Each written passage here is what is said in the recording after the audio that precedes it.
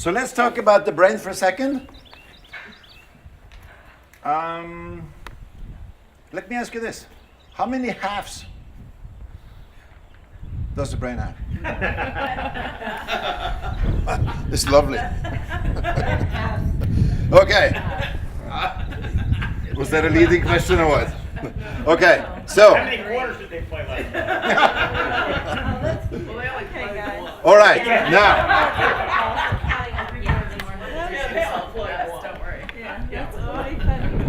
All right. So this is the left half of the brain, if you like. So now this is typically forward, right? Seen from the bird's view. The left half of the brain is what we call the independent part. So what does independent mean? On its own. By itself. Okay, thank you. What else? I want to do it my way. My way, yeah. What else? Being independent. Stand alone. Yeah, stand alone, yes. Not depending on, there you go, or whatever it may be. Yeah. Okay, good. So, let's put independent here.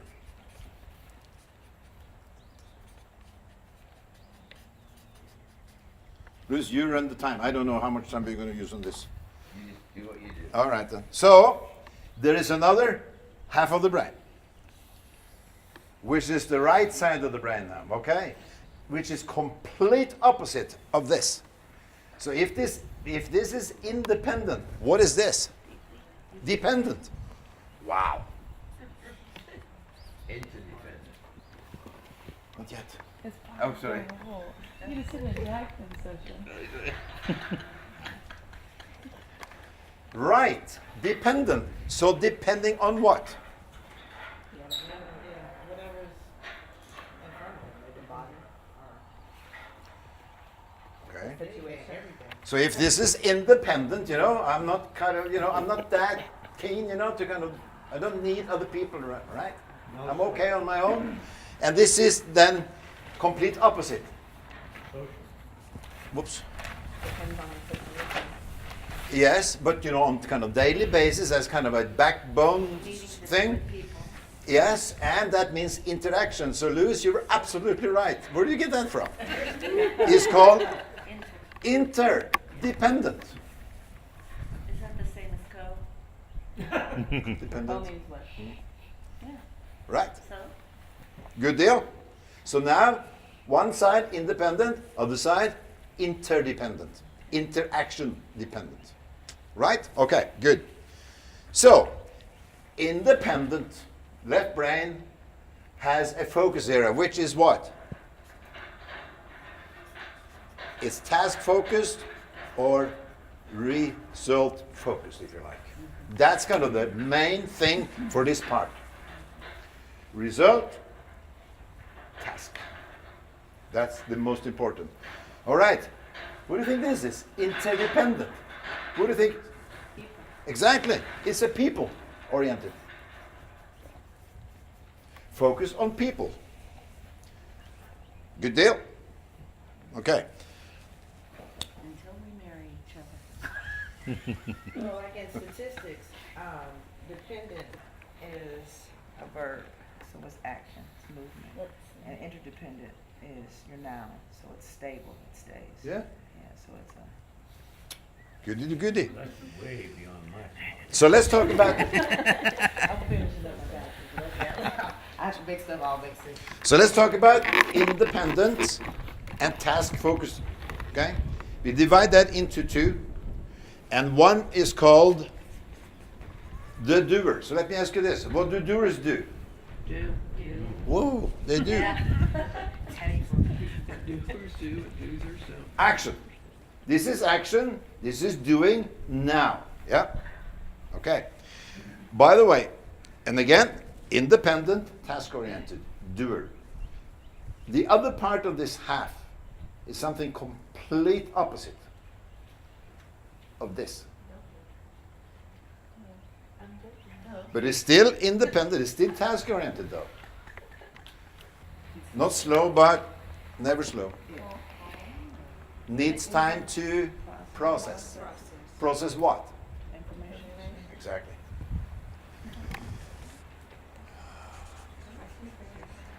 needs time to process. So far, so good. So now, folks, let's kind of just back up. Independent, task-oriented. Interdependent, people-oriented. Faster-paced, action-oriented. Needs time to process. Information and detail-oriented. Like details. Okay?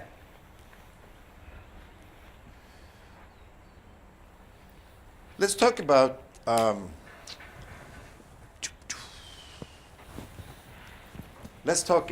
maybe listening. How many of you like really to listen? So by default, from the factory, we are not all the same, right? When it comes to listening. Yeah. So for example, are you there? Yeah, you're there. All right. Let's talk about this part here. If that part of the brain, which we say is relating and supporting, likes information, is it what do you call it? Is it reason to believe? There we go. That part is a good listener. What do you think? If you relate, what do you do when you relate? You understand?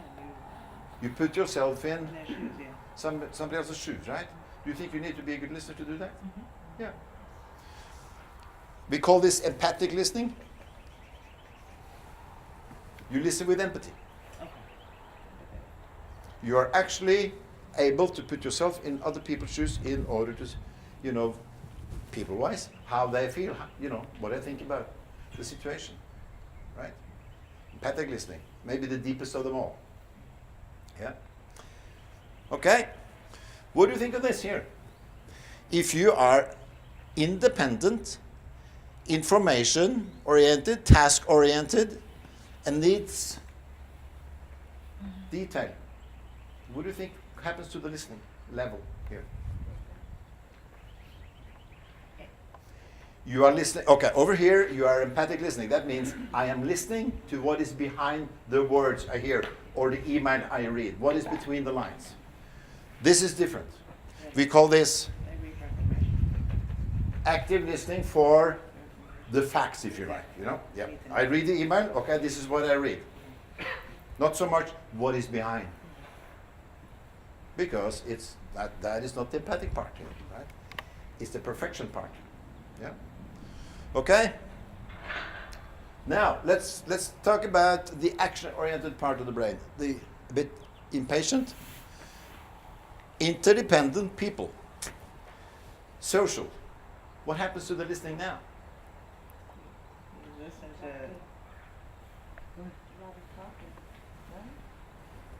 For example, yeah. But you listen for your own time to talk. Okay. So I'm listening to you, but I'm listening because I want to talk. You are listening in order me to shut up so you can talk. Well, yeah, but I'm listening for Well, yeah. to see my cue to come in, right? Like, okay, yeah, that's not. Okay. Yeah. So we can relate. Yeah, and social. So we can social. Yeah. If you're social, people-oriented and interdependent like interaction, is it reason to believe that part tends to drift in and out sometimes when it comes to listening? What? Yeah, yeah, totally. So what we call this, folks? Selective listening. Okay, yeah. I listen to you, you talk to me, and you know what? All of a sudden, she started talking about something. And I maintain eye contact. And I'm over here now, And then when you say something that is more interesting than her, I will drift back to you. And I'm not even aware of it.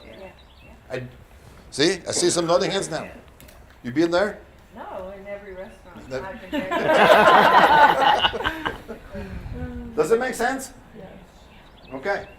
What about the independent, task-oriented, result, action, doer? What happens to the listening up here? You think? Yeah. Well, they're worried about what they have to do. So if you listen, if she's talking to me, I'm listening to her like what needs to get done along with her talking. So you're listening, but you're listening with a different perspective of what needs to get done through what she's talking. No? Okay, never mind. Yeah, okay. So, is there any connection about being in a hurry to get the task done now and listening, you think? Yes. Can you be empathic listening up here? No. Why? Because you want. Exactly right. So, if information is not given to this part of the brain in kind of more bullet point and machine gun style, what's going to happen? Right? And I think actually at the end of the day, it could be something that we called speed listening. You pick up, here and there, right? And again, if somebody continue, to feed you, your brain is now, that part of the brain is outside on the task. Just for courtesy, we stand there, the body has not left yet, but the brain has left. Or that part of the brain has left anyway. Yeah. Right. So, how much more do we want to do then? Go into this, Louis? I think it's worth pointing out, and I'm sure you go into that. We don't just have two of those within it, right? No, absolutely. But I mean, do we want to do the trust part here, or do Yeah, why not? No, we're going to do the trust after. there we We're go. done. So I mean, I will leave that up for now, right? Okay. So when we are born, we are born with all these 4 quadrants. Okay. When you do the PDI, you tend to come up with a result where 1 or 2 of these are more dominating than the others, right? And that's kind of the way you're born, and that's the way you're going to die. But what happens during life? When you grow and you get older, what happens? You get different experiences. You evolve. There we go. You grow. Uh-huh. Yeah. You can. So life will teach you a few things, right? So maybe when I was 20 years old, I had the same personality I have today. But what happened in between? Yeah, right. Exactly. You start paying attention to other things. I learned from experience, right? So that kind of will, influence my personality. But deep in there, in my backbone, It's still in there. default setting, okay, that's me. But that's kind of what runs it. So some people may call that wisdom. I would say so. And the reason I mention that is for those of you who are involved in schools, Good point. and when we see the 9-year-olds, our 9-year-old champions will do exactly what Dagfinn just did to the 8-year-olds. And we call that fast track to wisdom. And you'll see that a lot. And So here's the good deal. You don't have to wait till you're 50 or 60 years old once you get an appreciation. Isn't that That's something something? you can start straight. we went to Stockholm Elementary School. Holmquist. No, Blomqvist, Stockholm. Yeah. I think it is Swedish school because Stockholm is the. Yeah, he's been distracted by people. Holmqvist is a Swedish name. That is why Stockholm came up. I don't know why. Anyway, Association of ideas. there we go. We met the class, how old? They were 9, 8, 9, 10. Yeah. And it blew my mind completely away. How they could describe this here, and so easy, and they did it actually with making drawings on. It's just like with a huge TV show where people, the people that kind of are the they're running the show in front of the cameras. They have this. There we go, exactly like cue cards, and that's kind of how they had done it, by making drawings. So when I was sitting there, this wonderful young lady was just feeding me. How could this happen? It's just amazing. So wonderful point. That was an amazing experience. Okie dokie. So far so good. Yes. Enough said.